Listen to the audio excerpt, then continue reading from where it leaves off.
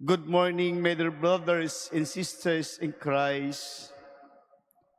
Together with us in this Eucharistic celebration, the students and teachers of Immaculate Conception Catholic School of Santa Cruz, Laguna. Welcome po sa Manila Cathedral, our Mother Church.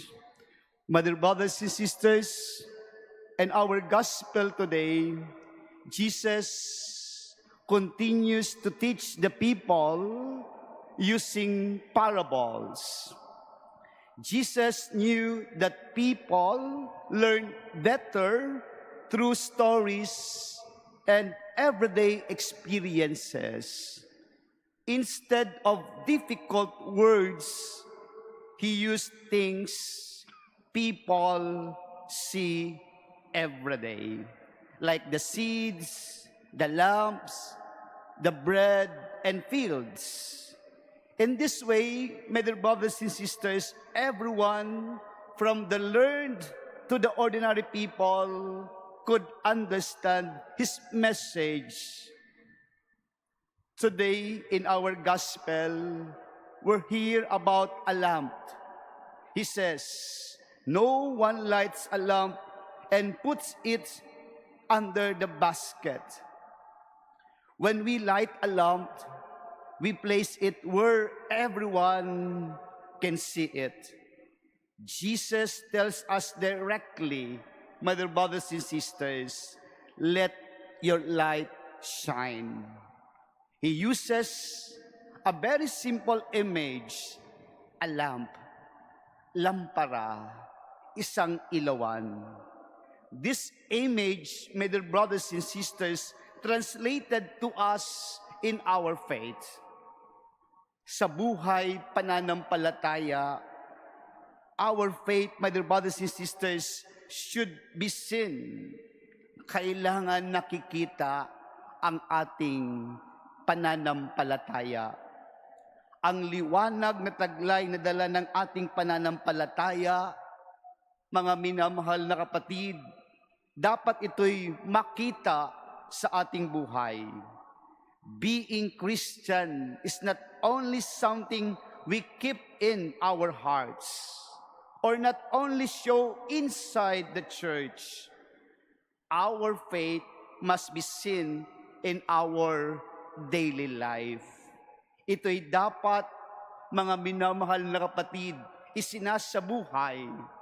Dapat buhay ang liwanag na nagmumula sa ating pananampalataya. Think our homes when there is no electricity, kung burn out. We light candle or we use a flashlight. Even a small light can brighten a dark room. In the same way, even a small acts of kindness can brighten the lives of others.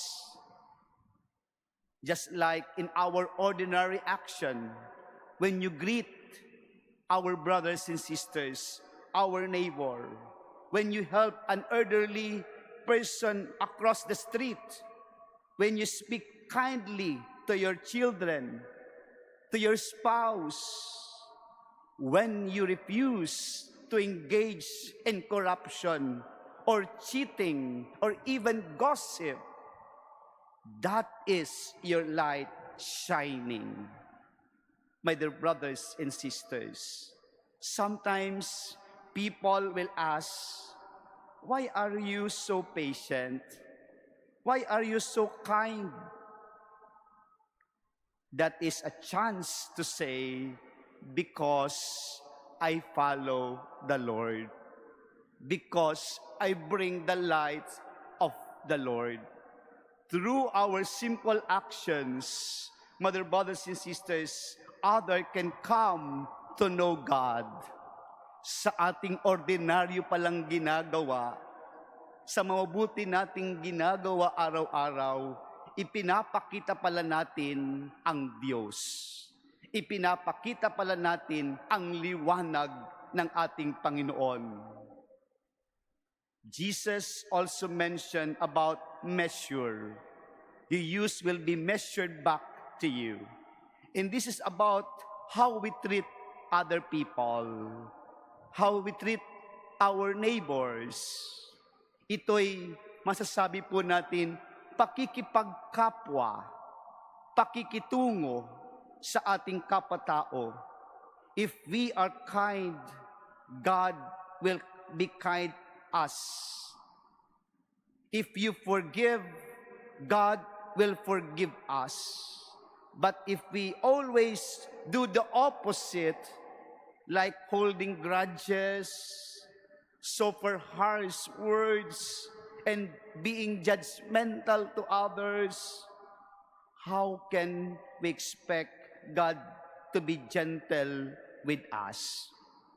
Many of us, my dear brothers and sisters, have experience of being hurt by others, by family members, by our friends, even our co-workers.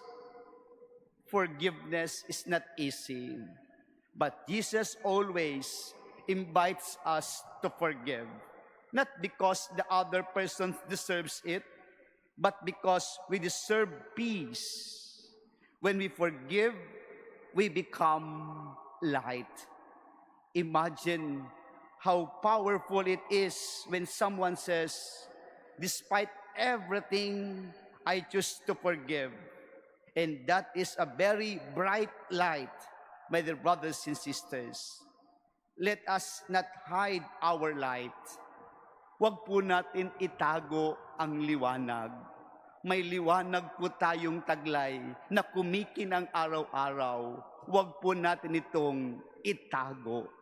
Kailangan natin ipakita ang liwanag na nagniningning sa ating mga kilos at gawa. The world today needs light. The world today needs our light. Our nation needs our light. My dear brothers and sisters, our communities needs our lights. Your kindness, your smile, your faith, your forgiveness can be the light, my dear brothers and sisters. Let us be light in our families, in our workplace, in our schools, in our communities. Let us show our faith, not only in words, but in action. And when people see our good works, they will not praise us. Huwag po kayong umasa na papansinin ang ginagawa niyong kabutihan. Lalo pa kayong lalaitin at huhusgahan ng kapatao natin. Don't expect to glorify you even you are doing good works. But God will praise you. Truly, God will appreciate you. God will bless you.